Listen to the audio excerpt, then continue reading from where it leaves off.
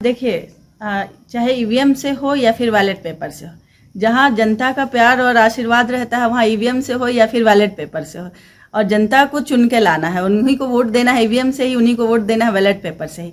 इससे हमको कोई परेशानी नहीं है और कोई दिक्कत नहीं है, और हमको पूर्ण विश्वास है अपने जनता पे कि वो हमको फिर से चुन के लाएगी। कुछ आखिरी बात अपना ऐसे मैसेज जो देना चाहते हैं अपनी वार्ड को लेकर के, जो आप नहीं बता पाए वो चीज आप अपने बता सकते हैं। ऐसे तो वार्ड की जनता से ऐसे कुछ छुपा नहीं है, क्योंकि हम लोग आए दिन लोगों के बीच ही रहते हैं। जी, हम लोग आए दिन सभी से मिलते जुलते रहते हैं, तो इसलिए ऐसे कोई बात नहीं है। लोगों से आमना सामना होते रहता है, लोगों का सुख दुख सुनते रहते हैं। कहीं कोई परेशानी होती है तो लोग आकर मुझे तुरंत, चाहे मुझ में कोई कमी होती है तो लोग आकर मुझे बताते हैं कि आप में ये कमी है, तो हम उसको तुरंत पूरा करने की कोशिश करते हैं। इसलिए ऐसे कोई शब्द मेरे लिए नहीं है कि जिसको कि हम अभी बता पाए आपको। आपने नामांकन किया किस वार्ड से और आगे आपका क्या विजन है? हम अपने वार्ड नंबर 9 से, जो कि मेरा पुराना वार्ड भी 9 था और अभी भी वार्ड नंबर 9 के लिए ही हमने पार्षद पद प्रत्याशी के लिए फॉर्म भरा है।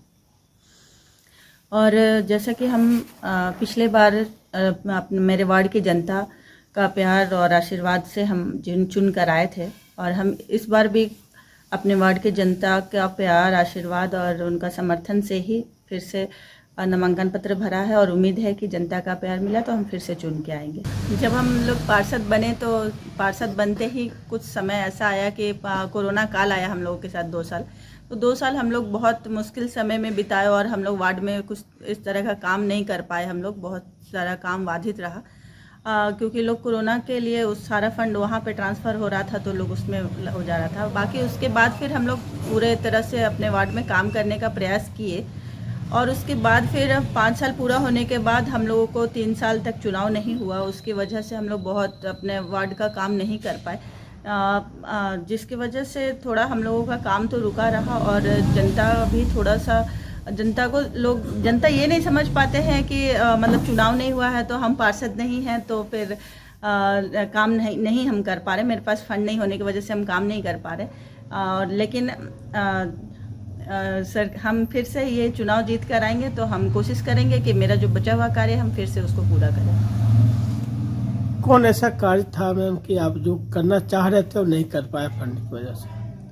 जैसे बहुत सारा ऐसा कार्य था, जैसे सबसे बड़ा तो हम मतलब हमारे जोड़ा तालाब का एक तालाब है जो कि यहाँ पे उस तालाब से फेमस है।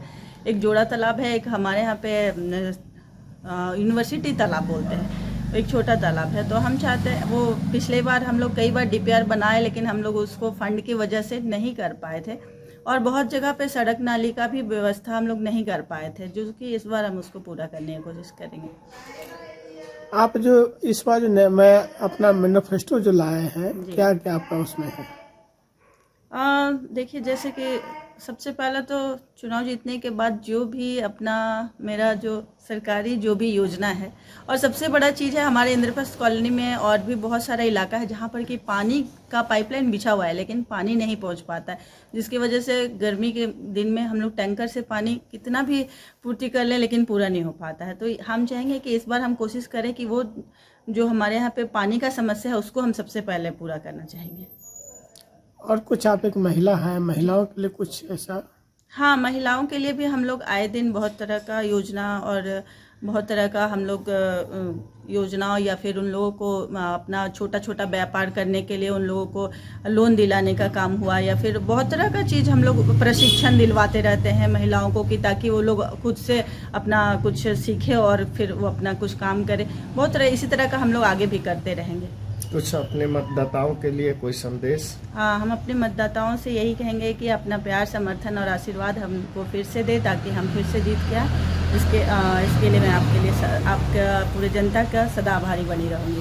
पूरा परिचय दीजिए। मेरा प्रीति रंजन नाम हुआ, वार्ड नंबर 9 के लिए पार्षद प्रत्याशी।